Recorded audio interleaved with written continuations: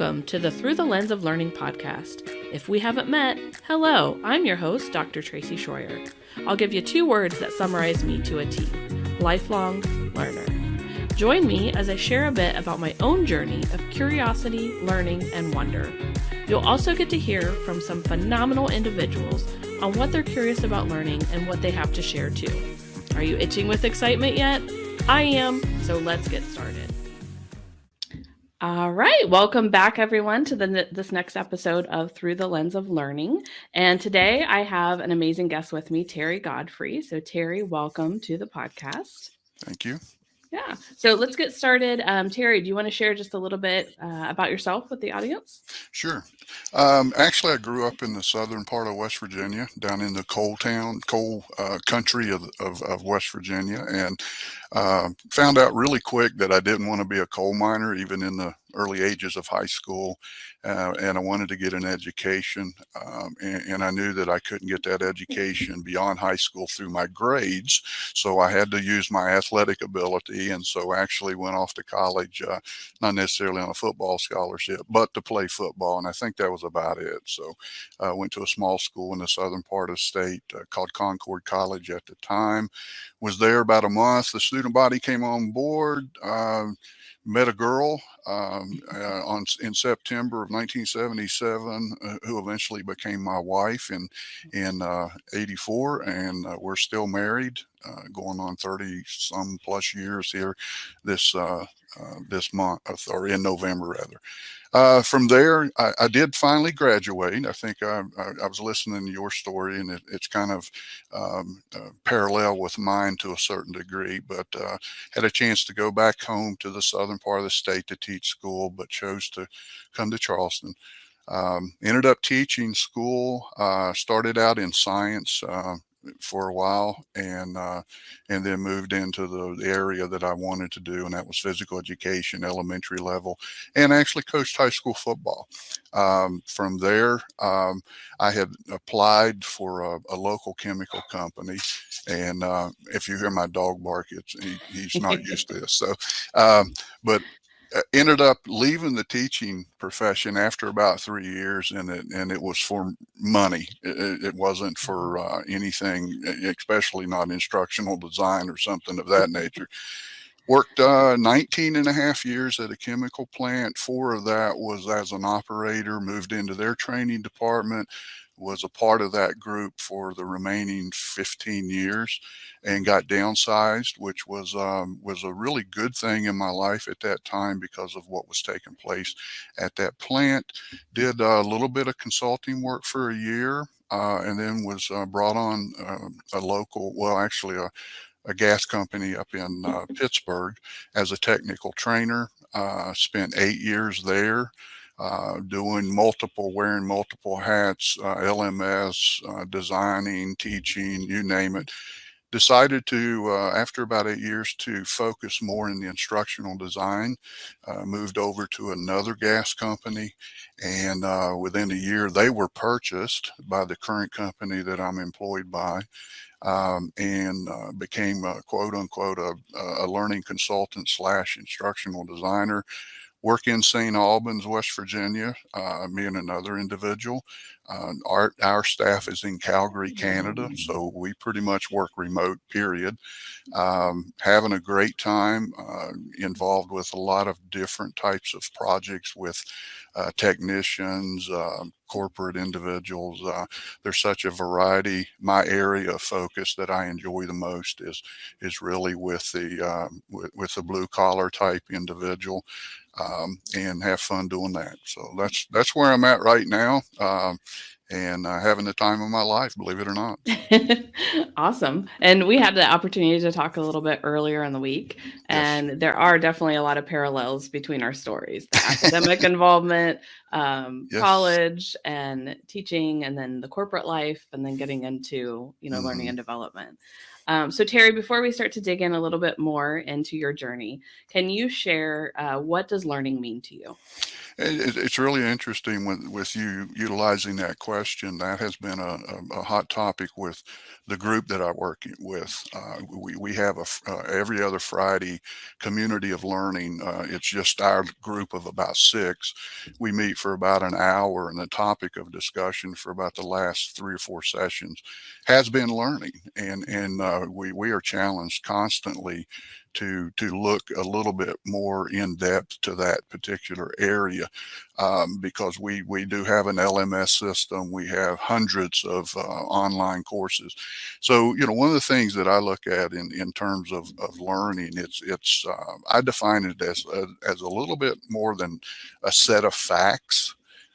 It's a way of satisfying someone's curiosity. I think it's their way of looking to probably do something beyond they're capable of doing at that present time. I don't think learning is done to you, if I could say it that way. I think it's a choice, and one of the big things it requires active participation upon the individual. I think it's a journey or an experience, but unfortunately, especially in the industry that I'm in, it's more treated like an event than a journey. And that is something that I'm working really hard at of trying to get changed, especially in the area um, uh, that I'm responsible for. One last thing, effective learning happens, I think, in the context of real life, real world tasks and issues and problems, and that's just day to day activities. I saw a quote the other day, which I wrote it down, and I forgot to write the guy's name down. So, but it says it's never been easier to learn what we need to learn. And when I saw that, it reminded me. My mother passed away last year, and I was a part of the estate. So we were cleaning out her house, and ran across the old encyclopedias that they had purchased for us way back in the early 70s and late 60s. And it just started me thinking about how things have progressed to the point, and I'm getting to be a part of that. Right. So that's my way of kind of looking at learning, that it's more a choice, and it's something that we choose to do, and it can't be done to us. Um, so. Yeah. I love that. I love that. And I want to talk a little bit about you talked about sometimes learning is seen as an event versus a journey. Mm-hmm. And I have definitely heard that, especially in the corporate space. And probably in the last 15, 20 years, it was more concerning of how many butts you had in seats Yes. versus kind of what the outcomes were. Um, Hmm. so, how do you work through that with leadership to show them that it's not just, it's quality over quantity? Well, and that's another interesting. I guess the timing of this interview is real appropriate. We just recently moved into the HR group of our company, our corporation, and we're rather large. We were kind of a separate entity of training, learning, and development, and so there we seem to have a really good focus on the non-event, the more experience. But now we're over into the HR, and not being critical of HR, but it seems they are more on the side of education than they are on learning. And again, nothing wrong with education. Where we struggle in the industry that I'm in, and even the chemical industry that I was in before, is we kind of combine training with learning. And I think training is one component of learning, and we just use both of them in the context of the same, and they're not. And so part of my responsibility, and the others within our group, is to communicate that with the SMEs that we work with every day, different ones. And then we are actually will be working more closely with our manager and her manager in the HR, because that's one of the things that we're going to be tackling here in the coming years is the amount of courses that are assigned to a new person coming in, and how that is, oh my goodness, our technicians, it's really difficult to believe, but it's somewhere around 110 to 120. Oh my Yeah. goodness. And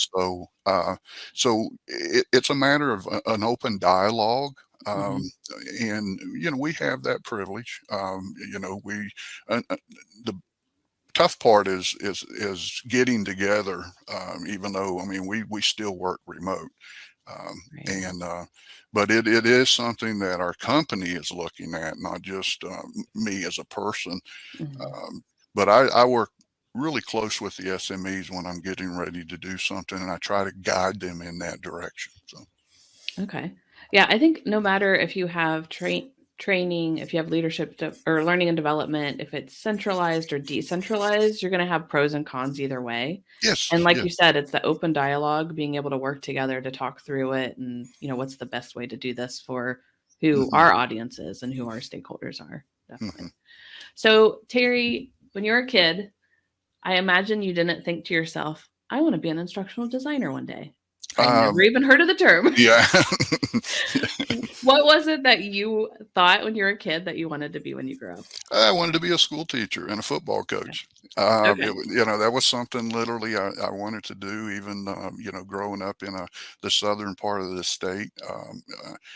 I don't recall having any teachers in my family. I could very well had, but it was just the thought. I think the teaching came more a part of wanting to get into coaching.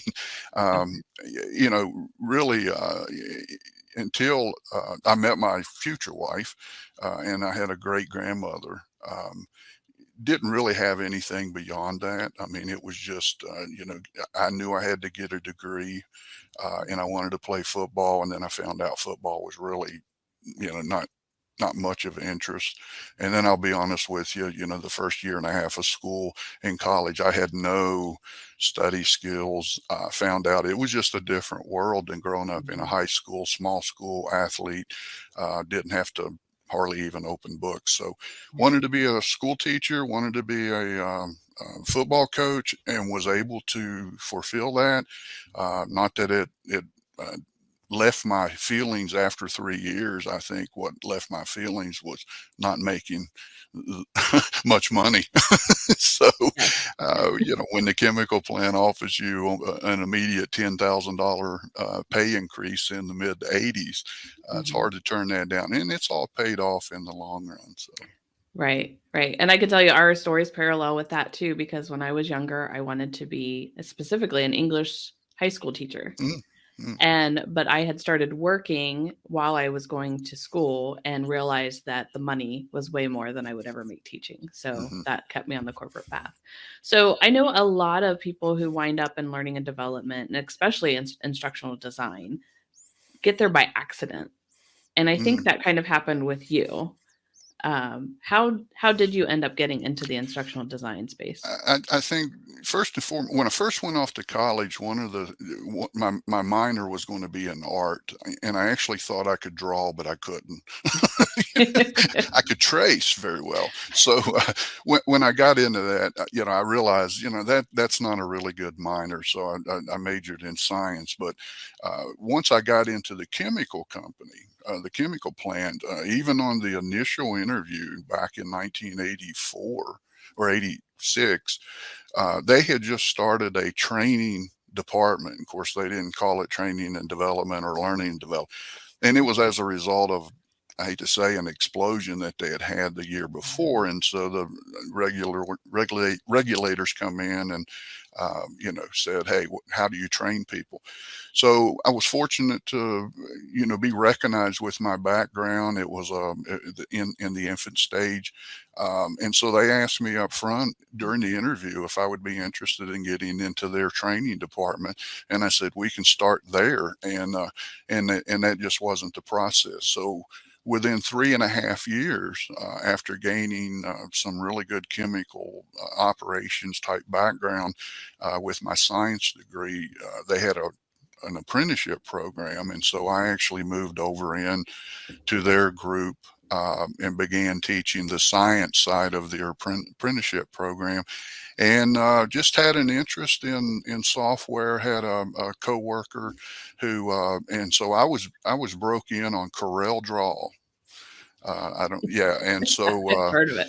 yeah, and that was years ago, and they had a form of Photoshop, and so I got to tinkering around with that. But started out when flatbed scanners were $2,000 and Hewlett Packard laser printers were 2 grand. So uh, from there, it just I saw where instructional design, computer-based training through magazines and some reading was going to be the future, and just kind of jumped in, kind of toyed around with it constantly. I'm very big on design. Love creating things that are appealing, not only pretty but also they relate. Just read an article yesterday talking about, well, someone posted on LinkedIn about please do away with those little cartoon characters when you're talking about a technical type topic. So the industry we're in, we have all kinds of equipment. They supply us with anything and everything, cameras. But that's where I jumped into, and then after teaching for about 8 years, compressor operations, corrosion, and measurement and different things, was just enticed through several people say, hey, you really need to focus on instructional design. And as my life has been, through blessing after blessing, a position came open with Columbia, titled instructional design, and I just applied for it, and within 2 weeks was working for them. So That's awesome. yeah. Very cool. And you have done a lot to learn more. You're very curious, getting out Hmm. there and gaining knowledge. Even when we talked, one of the topics you had mentioned was VR and AR. Hmm. So can you tell us like a little bit more about what those are, and Hmm. then also your journey to learn more about those and maybe what you were able to find available? I really don't have a technical definition of either one, No, that's but fine. yeah, but Your definition. yeah, I will talk about the virtual side of it, where that really came into play. I've never had a headset on. I've never been in a virtual environment. The very first time that I was ever introduced to that, and this will age me, was in a conference in Chicago in 1991, and it was in this big ballroom, and the guy was standing on this mat, and he had goggles on, and he had this suit on, had all these little electrodes, and we got to see on the screen of him going into an assembly line and actually running assembly line. Of course, Oh, how we cool. we didn't have that capability. So very fond of, and I'll give Articulate Storyline a plug here. I really think that's a good program.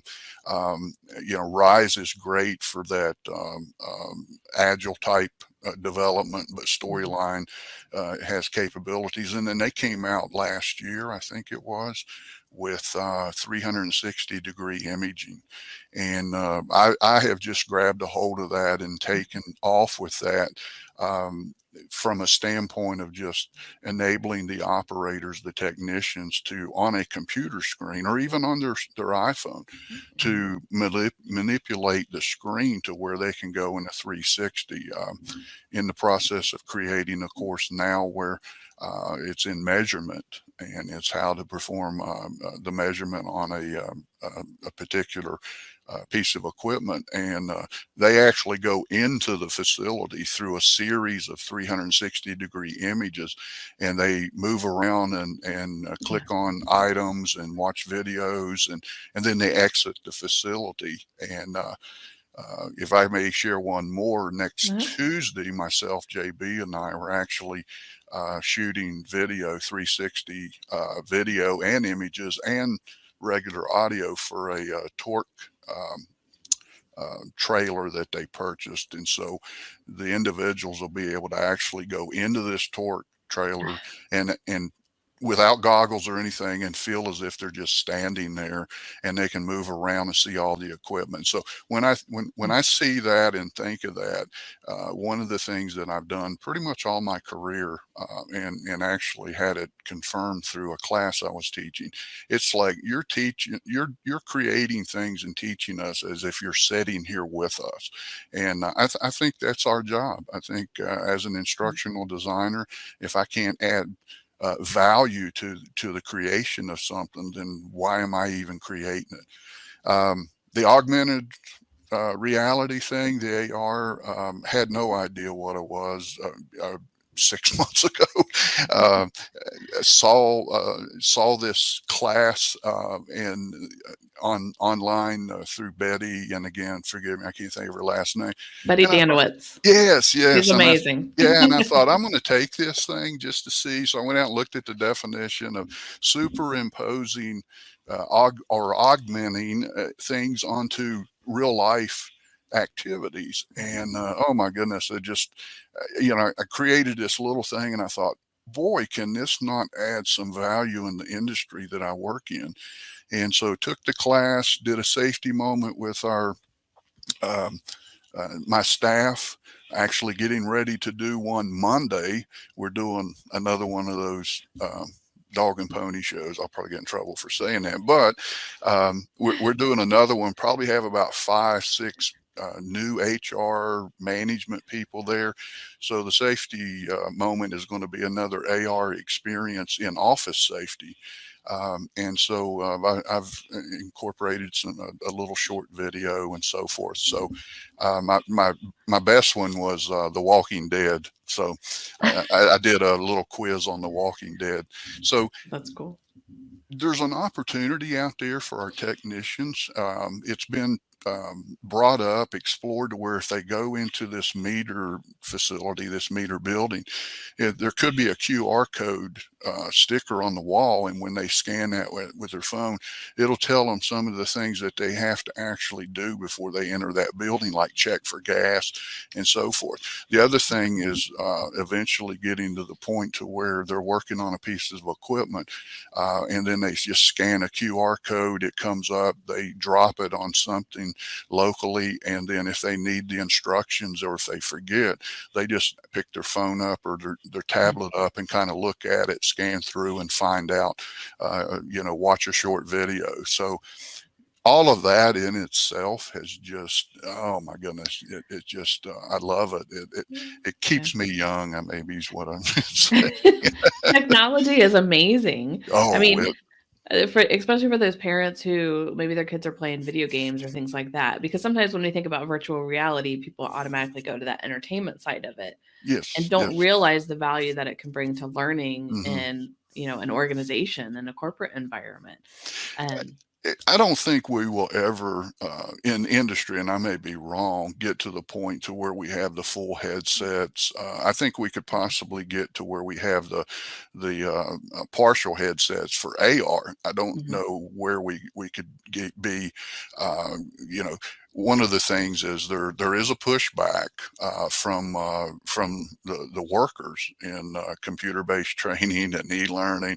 They are more on the job, structured on the job Yep. training. They want their hands on it, but I'm blending all of that together, and I'm finding success with the feedback that I get from the technicians. That's my customer now. It might look pretty to management, and they really like it, but if it doesn't make that person in the field want to go take a look at that again, or even stay in it, or Mhm. just instead of just trying to get through it, then we failed.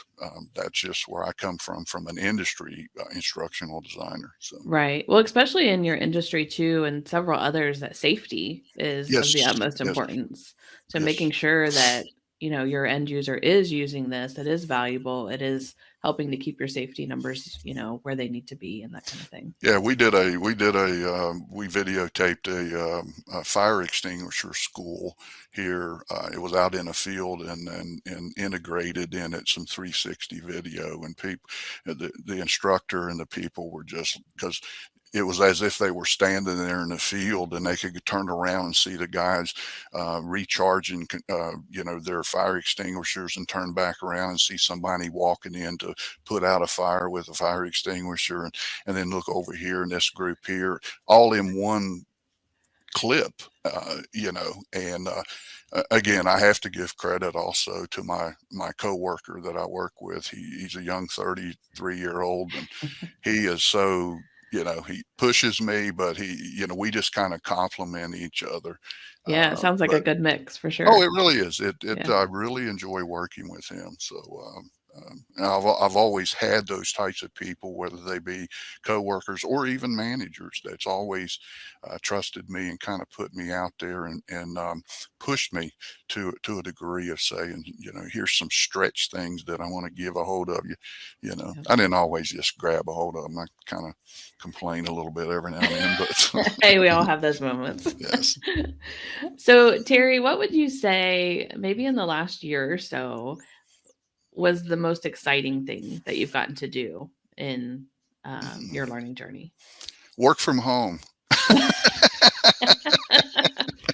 Uh, I, it, 100%. yeah, I truly, that to me now, I didn't like the pandemic, obviously, Mhm.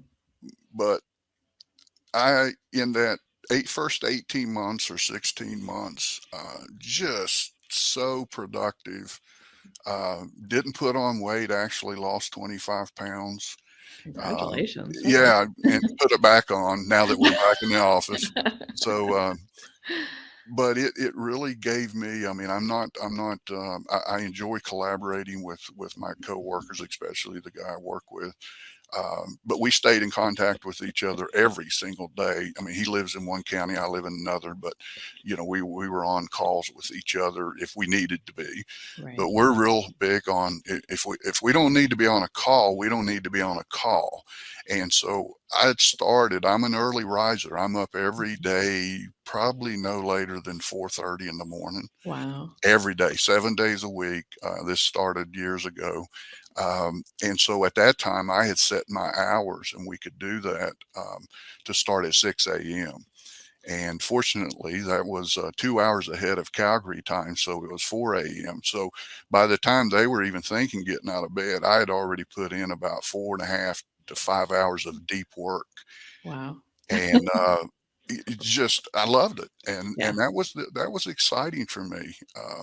And the flip side of that, it really started me looking at the freelance side, but then you have to weigh everything, and there's some great people out there. Tim Slade did a really good webinar with a panel of people in there, um, I and will give a plug for his Instructional Design Academy. oh, Top okay, notch. yeah. So anybody who's interested in that, Tim Slade is Well, I've got amazing. his book. I Yeah. follow him. I watch his videos that he does every week, Yep. regardless. But he did that webinar on freelancing, because there was a lot of things flying around the screen out there that, quit your job, become an instructional designer, and make six figures. And, he was wanting that to stop. Mhm. Yeah, you can make six figures, but you got your overhead as a freelancer that I I do not have. I mean, Right. and we get anything we want. I'll be very honest with you. Yep. So that kind of went by the wayside. Other than there's some, I think, some side things that I want to begin doing locally here with the 360 camera, going in and visiting some hotels and see if they're interested in like That's a little exciting. photo shoot of 360 of their lobby, their rooms. And I've already kind of scoped it out a little bit, and just to see if they have them, and they don't. And so there's some playing around with that I want to do later on. But Right. I still like my home time, my downtime. Today's Saturday. After this, I probably won't do anything. Well, it's been raining for 4 days. So, Yeah, I do like the idea too on the side. Like, you don't have to be a full-time freelancer, or there's small projects you can do, whether they're mhm. paid or unpaid, Yes. because you're so curious about learning and you want to practice the 360. like you said, is there a hotel? Maybe it's a smaller chain or something that doesn't have those kinds of things. Mhm. They're going to get value. You're going to get the value in learning it. I love that. Mhm. That's The guy I work with, he's into drone photography now. He very does, cool. camera shoots. He actually shoots these MMA fights in the state. He goes Okay. around and of the fighters and during the fights and so he has a good time. Doesn't make a lot of extra money, but he has fun.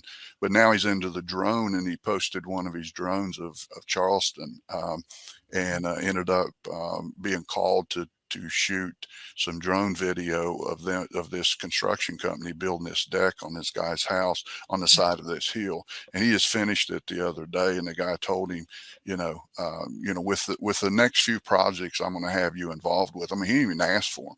So there's a market out there, and Oh, yeah. I've got a good friend in him, because we can complement each other with some of the things that we have an interest in. But yeah, there's some, what do they call them, side hustles, I think. Yes. And you don't have to hustle necessarily either. It's Yeah, yeah, on your yeah, time, right? yeah. Just got to give up some of your home time. So, Right, right. Awesome. Well, before we close up, Terry, anything else you want to share just about your learning journey overall? no, I want to thank people like yourself. That keeps coming to mind. I know I've done that and said that before. I want to thank yourself, Tom McDowell, who is out in the UK, for giving people that just have an interest, some kind of grassroots type individuals, almost feel privileged that you kind of picked me to be on this after watching Kara North, because she's an established, you know. She's a good friend of mine. Oh, okay, okay. Yep. That I want to thank yourself for that opportunity, and it's helped me to reach another milestone that I identified in January with my personal development. Once again, you got to take control of it. It doesn't happen for you. It doesn't happen to you. You got to go get it. And this is what I did, with just signed up. You gave the invite. I put my name in the hat, and boom, here we are. So thank you. Yeah. So Yeah. Definitely good to get curious and put yourself out there. It's a little uncomfortable, but the doors yeah. that can open and the things that you can learn are amazing. Mhm. Yep. All right. Well, Terry, thank you again for being a guest on this Well, podcast. thank you. Yeah. And if someone wants to connect with you or send you a question or anything like that, what is the best place to do that? Just LinkedIn, and you can type in Terry Godfrey, and I can't even remember the complete address of it, but I don't get a lot of play, for lack of better words. I don't. But that's where, if you have a question or anything, you just look me up on LinkedIn. My picture pretty much looks the same, so we're close. All right. Well, thanks again, Terry. And thank you, everyone, for listening. And we'll see you on the next episode of the Through the Lens of Learning podcast. All right.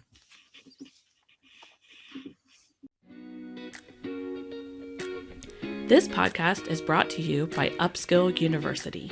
You can find more information about how to become part of the Upskill community for free, this and other episodes of the Through the Lens of Learning podcast, and more on the website at www.upskilluniversity.com. Thanks again for listening, and have an awesome day.